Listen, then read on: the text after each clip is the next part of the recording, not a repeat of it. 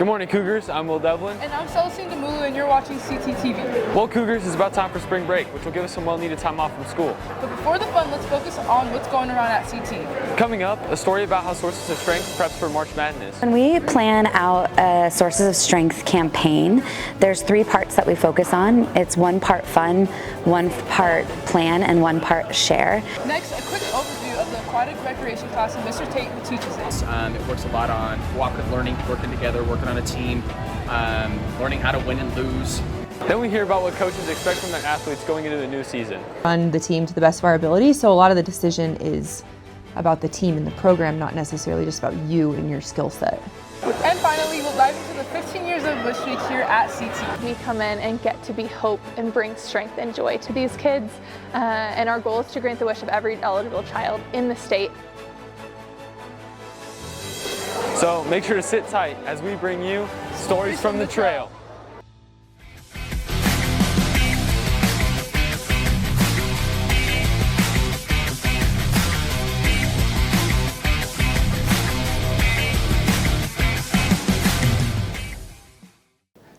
March Madness? More like Mentor Madness. Get it? Well, what does that even mean? Well, because Mentor Madness stems from the Sources of Strength and how they combine March Madness and with the goal of giving students a month of strength and community. I get it now. Jonathan Sinthayu, Addison Kirkwood, and Serenity Reynolds have the story. The biggest thing is that we want kids to know that there are many adults in this building that want to support you, want to champion you, and want to connect you to supports. So when we plan out a Sources of Strength campaign, there's 3 parts that we focus on. It's 1 part fun, 1 part plan, and 1 part share. And so typically when a lesson goes out, our kids will split up into groups of like, okay, what do we want kids to learn from this? What strengths do we want to highlight? What skill do we want our community to build? It takes a lot of hard work and time. We have to go through all the filming, the events, the date, and like all the games we're gonna play. The most stressful part is probably like the time management and making sure everything's ready to go for the assembly. There's a good chance I have ADD, I don't know, and I just get easily distracted, and so managing multiple groups of kids and like different projects is, you know, sometimes we get some stuff done really well and some stuff we have to like revisit, and it's just like the chaos of not everybody can be doing something at all the time. So unlike a traditional classroom where I'm like teaching English and we're writing an essay, you know, we're all doing different things, and that project-based learning is a little bit more tough as a teacher who maybe can get distracted themselves. The hope for this assembly is that students can find a strong connection with the teacher and build strong connections between teachers and students. And I want kids to find hope, help, and strength in our school community, and that be our foundation, not sadness and hardship and things like that. I want them to have hope. My hype level is a 10 out of 10. Same with me, 10 out of 10. Ooh, 232. Out of 10? Yeah, out of 10. Let's dive right into the world of aquatics class. Will, are you being serious? Of course. Taught by Mr. Tate, the aquatics recreation class is a fun and engaging class about swimming. From video production student Harrison Clark, a 60-second documentary on the aquatics recreation class. My favorite part about teaching aquatic rec is having the ability to teach a fun class as part of a curriculum. My name is Mr. Tate, and I teach aquatics at Cherokee Trail High School. I have students do a swim workout before we play games to make sure that everybody's fit, more level playing field to make sure everybody's able to have fun at the same level. Well, I designed this class about 15 years ago just because I wanted an alternative to a traditional team sports class. Something that kids could hop in the water and have just fun, but still splash around and work on their overall swim fitness and just a different environment than normal. This class has a lot of value to different types of students. It works a lot on cooperative learning, working together, working on a team, learning how to win and lose, your overall swim fitness and conditioning, teaches new activities, teaches how to be creative because we change traditional sports like basketball and baseball that are played on land.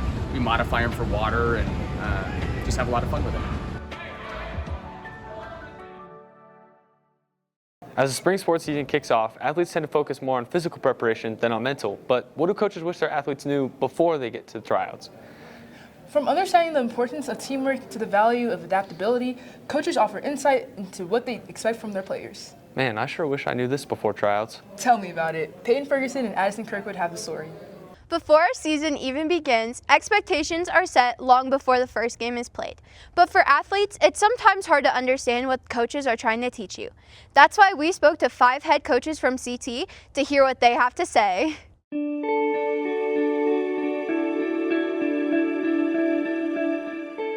Well, there's one thing I wish everybody knew starting the season and why. I think one of the biggest things is for kids to understand how much commitment and how much time is invested into playing sports, whether it's football, girls golf, wrestling, basketball, softball, you name it. I mean, there's a lot of time commitments. I wish every athlete knew that nothing's going to come easy. I wish our world is so instant. I wish they knew that everything that they want and that they desire, I should say, in the world, they're going to have to work for it.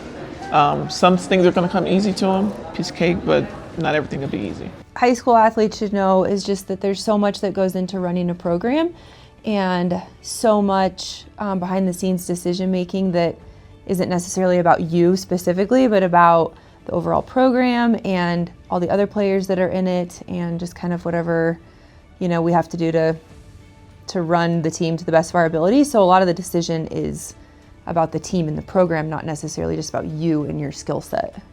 Us as coaches care about every one of our kids. There's not a high school coach that gets paid, big bucks. It's not why we do it. We do it because we want to see our kids succeed and have success. And that doesn't necessarily mean, winning a state title or place in a state. It's just having a great experience, knowing that they are part of a big family, and just watching these kids continuously get better over the years. We're there for kind of the right reasons, and we're there to work with kids. And a lot of times, it's because I love the sport just as much as they do. And so I just kind of wish that they understood how much lacrosse means to me. Coaches care tremendous amounts. The sacrifice that we all have from our families, from our jobs, from our personal lives, to dedicate to kids is a big deal. When coaches fuss at you, or they're in your behind, if you will, or pointing out your flaws, critiquing, that it doesn't mean that they don't like you. It means they care and they see the potential in you and they want you to do better, be better, and expand on what you're already doing. The reason why we're doing things is always team-oriented, and it's for the best of the team, and it's so that we can ultimately win a state championship. Participation is key. There's nobody that's above any of those. We need to have that team chemistry, that family chemistry, and if you aren't a part of it, it definitely can tear a team apart. We're the whole that's made up of all the little parts, and if some of the parts aren't healthy or eroding at the culture or making it negative and toxic, then that bleeds into it. Culture isn't something that exists on its own, it's a result of all of the things that we do individually.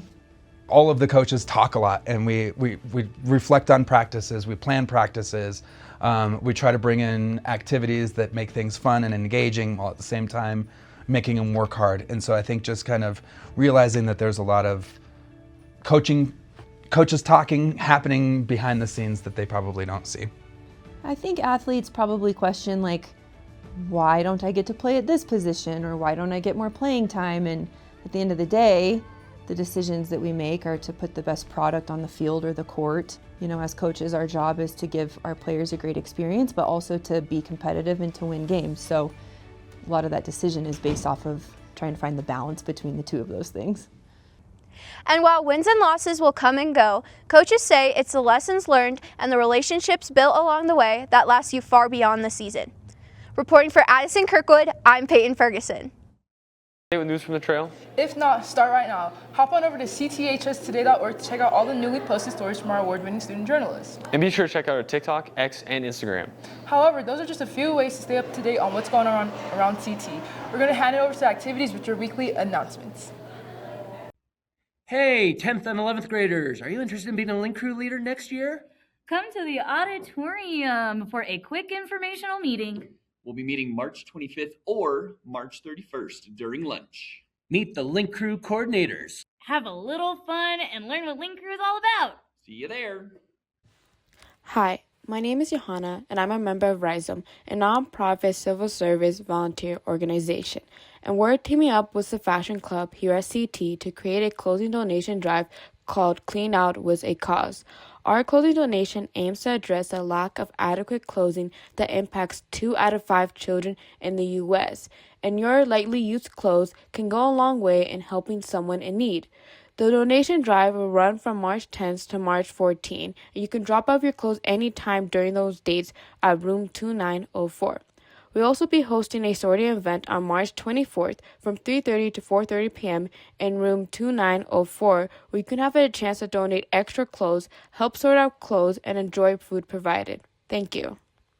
This past Wish Week was wildly successful. I'm especially proud of how we raised $52,000 for the Make-A-Wish Foundation and our amazing Wish kid, Owen. Me too. This year's Wish Week marks 15 years of CT fundraising for the Make-A-Wish Foundation. Yeah. That's incredible. 15 years is a big accomplishment. Absolutely, and seeing Owen's face light up made it all worth the while. I couldn't agree more. Now we're going to hand it over to Peyton Ferguson and Celestine Mulu, who have the story. I can also see myself in the hospital. Is that your picture? Over the past 15 years, Wish Week has been a favorite week of CT's, raising more than $400,000 for families all across the country. Make-A-Wish Colorado grants life-changing wishes for kids with critical illness across Colorado. So when kids are going through a really tough time battling something like cancer or liver disease, genetic disorders, we come in and get to be hope and bring strength and joy to these kids. And our goal is to grant the wish of every eligible child in the state.